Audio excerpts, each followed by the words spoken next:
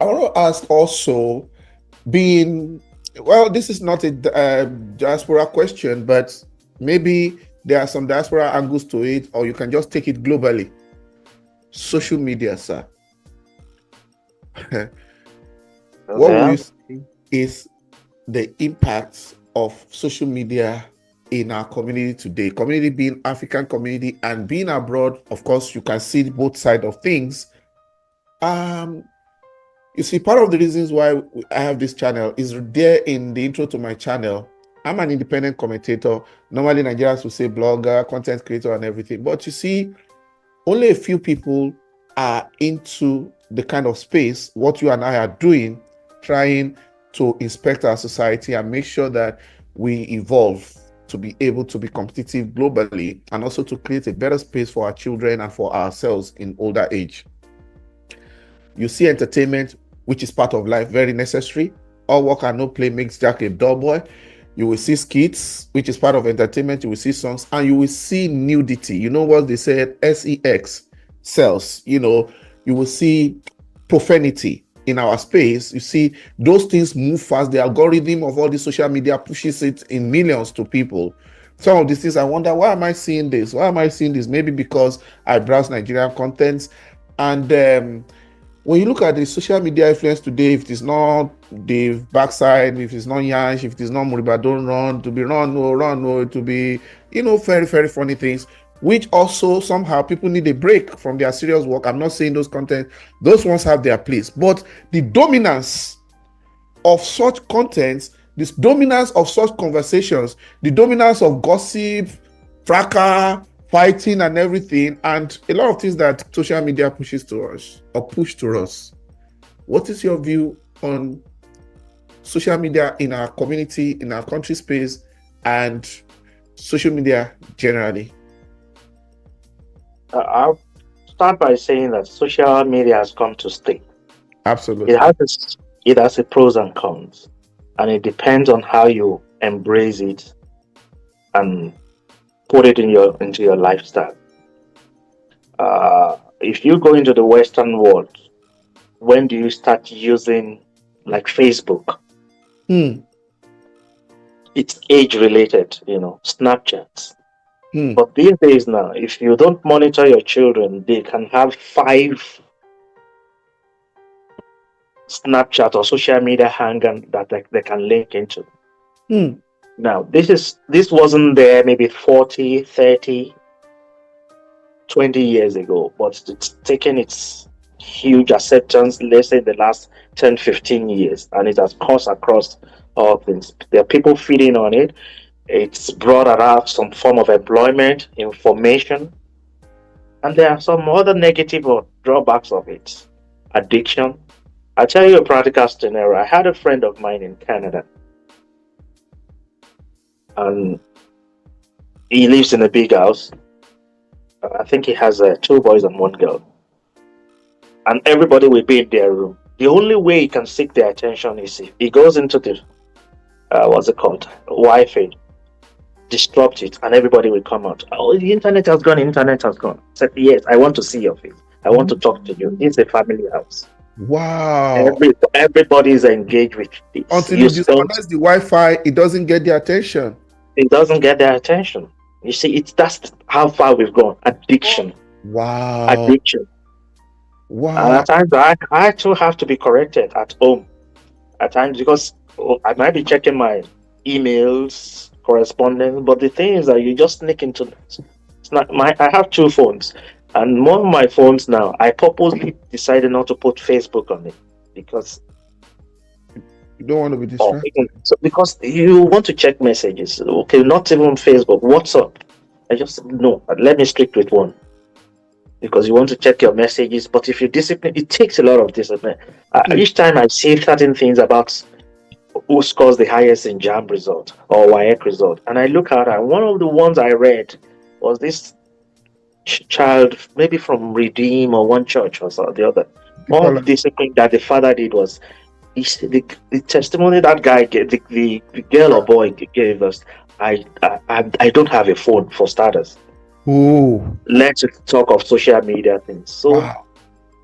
So she At was able what to age can you focus. control yourself? Yeah, when I talk to my own children, I said moderation in everything, moderation in everything. But Um, let me tell you something. When I was in Ireland, and some one of you have to sacrifice time or manage how you bring up during the upbringing of your children. And my wife was working, I was working, I work outside.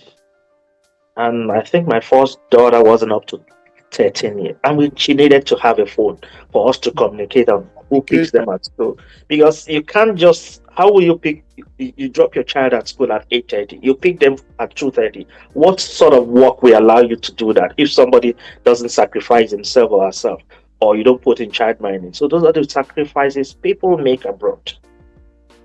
Hmm. Because and now it comes to the context of, and then you could have some people that are 80 something year old and monitoring you from your window that, oh, there are children there By that are themselves. that are self that are not up to 13. You are reported, and it goes back to your question. Somebody can pick up that child from you, Right. and Because you are people will tell you, what sort of money are you looking at when you can't sacrifice one of you to look at these children?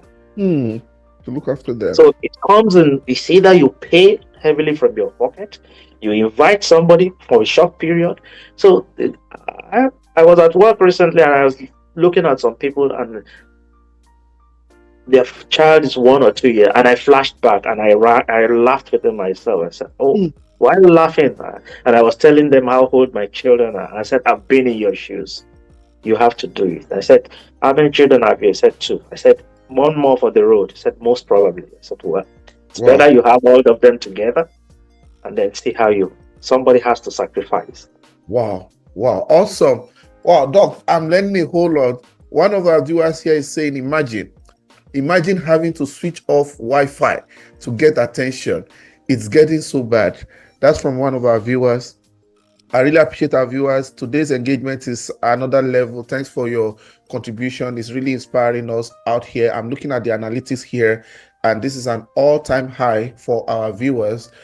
Doctor, you have been contributing to other countries. You contributed to the Gambia, you contributed to UK, you contributed to Ireland, you contributing to Canada, and you are being pulled in two directions, Canada and Ireland right now, which is in Europe. Sir, what about Nigeria?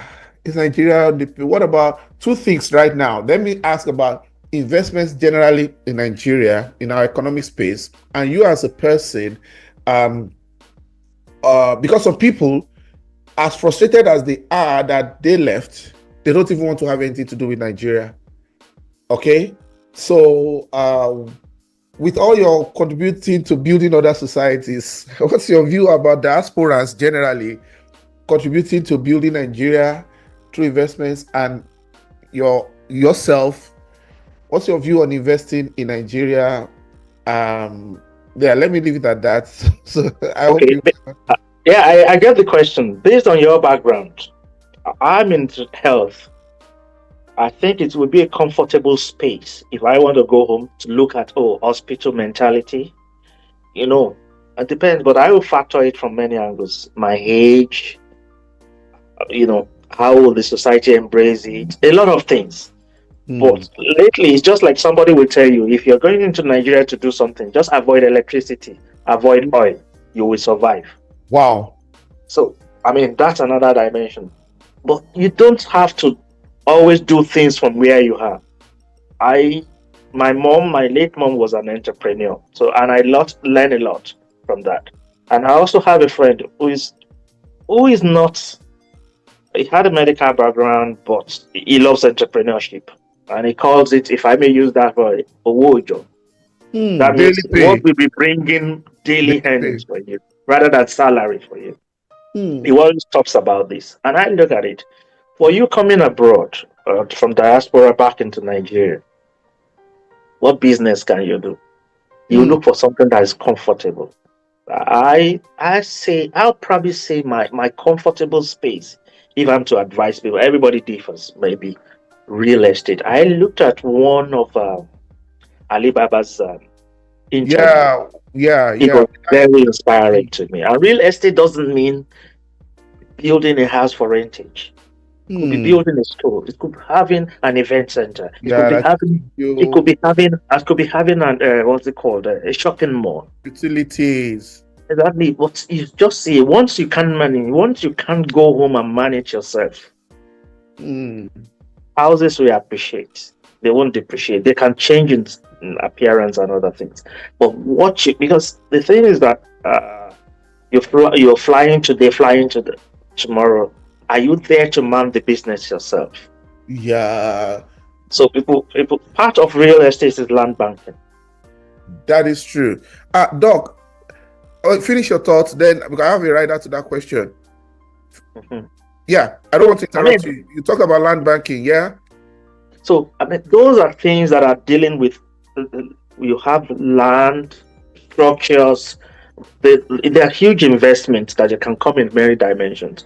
But some people can come in. Okay, I want to go into things that I can monitor. If I'm abroad, I have things that are related to.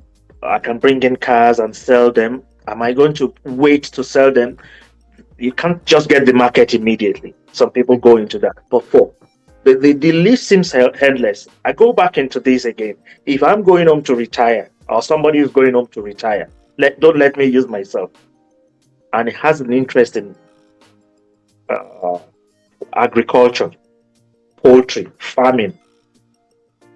You can do that, but the risk is also there. Animals can Right. die, poultry can die, Anything but can you have the happen. space, you have the manpower. You're also fearing that if you are somewhere around there, or your town, somebody can come and do banditry on you or Anything kidnapping. can happen. I will have to accelerate this interview because I still have a couple of questions. Thank you. I'm really Okay. learning. But Doc, this thing you are recommending is so on point.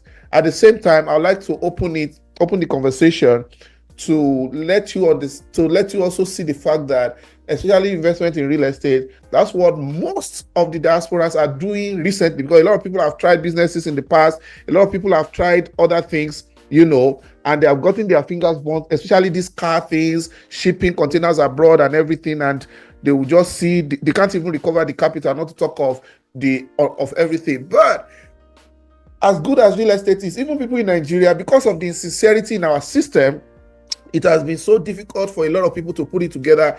In fact, it is making some people to be, how will I put it now, gented in a way. I mean that losing it all because a lot of people have, been caught up in scams because there are a lot of real estate companies right there. They will do a lot of packaging, do a lot of videos, do a lot of stuff, put it out there, hype it, and there are a lot of diasporas now that ended up with substandard houses. They have to rebuild all over or to re-equip all over again. A lot of them, their monies are stuck. They have made some payment to some point. Inflation has come up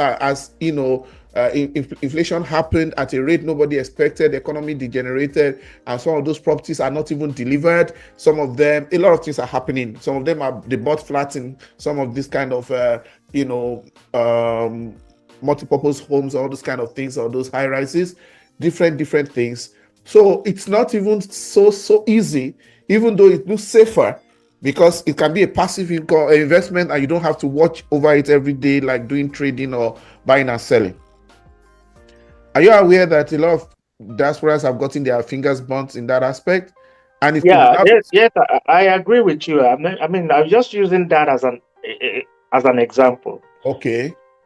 I mean, it doesn't have to be that. Oh, There yeah, are other things that everybody in diaspora that has the idea of going home, you look at, okay, I've spent 25 years, I've spent 30 years. I'm not used to the system. Before you embark on such, you want to get attuned to the system. You want to study the system. You want location, everything, anything that you do in mind. fantastic. I used to have a friend, and he's still one of my friends, and I keep on telling me, I said, your background is into health.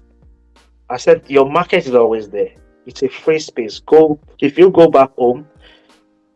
I mean, I'm not wishing people will have things that are related to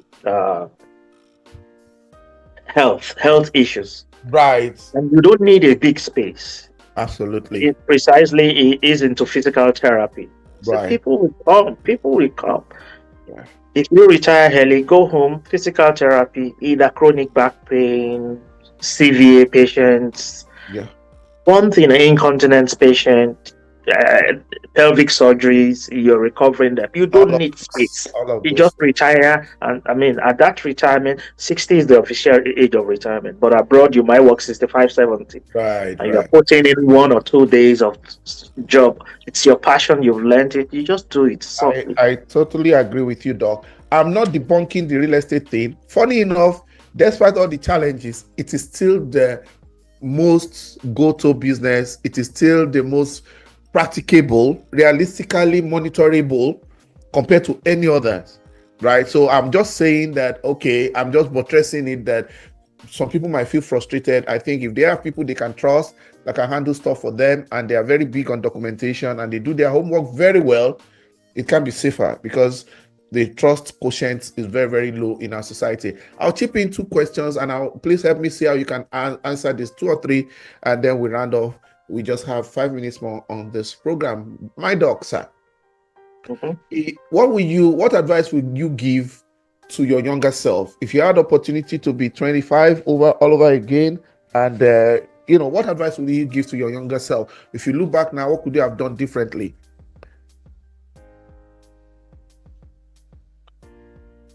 Sorry, that's it. I hit you below the belt. I mean, if I'll put it into segments. In terms of career, I don't think I got it wrong going into women's health. Okay. The other thing that I would have done, I wouldn't have looked at a career that is hospital dependent. Oh. I would have done into like dental services. You need small staff and you can get along. Absolutely. Physiotherapy services, small staff and you can get along. By yourself. Yeah. By yourself. That if I'm still looking at that, but I was pretty much okay with women's health. Fantastic. Just like any medical field, you like it. Fantastic. Secondly, I would have stayed in the remit of farming, agriculture. Your passion.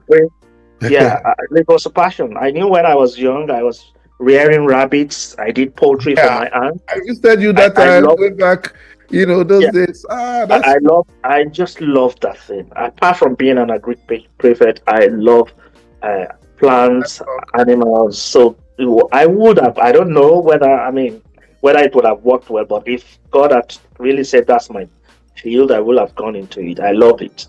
Awesome. Thank you, Doc. Before we round off, let me ask you these questions. What will you be saying to Nigerians home and abroad? You have 2 questions in 1.5 minutes. Nigerian professionals home and abroad. And the last question is there hope for Nigeria? I'll start with the second one. You have to be optimistic. There should be hope. Nobody wants to condemn his country. Thankfully, if you look at the current President Bola Ahmed Tinubu's slogan, renewed hope. So there's hope for Nigeria. And Nigeria was seemingly like a dead horse, and you're not trying to rejuvenate it. There's fracture, a lot of things, and they're trying to bring it back. They're not a lot of things being brought back into place. Subsidy, a lot of reforms. It takes, and our people, they don't want change. They want a quick fix. So that's the second aspect. The first one you mentioned for diasporas, for professionals abroad, it's just brought back from the Japa syndrome. Brain drain. People have found a bit of comfort abroad. To say your home is where you have a peace of mind and peace. But it's in phases. It's 5 years, 10 years, 15 years. It's not start dawning on you. Am I going back home or not? People are making wishes. You tell your children they are not likely to go home. Bury me where I die. They said that. But if you think of Nigeria as a likely place, you have to be making instrumental visits. Right. Finally, Doc, what will you be your closing comments on this program, sir?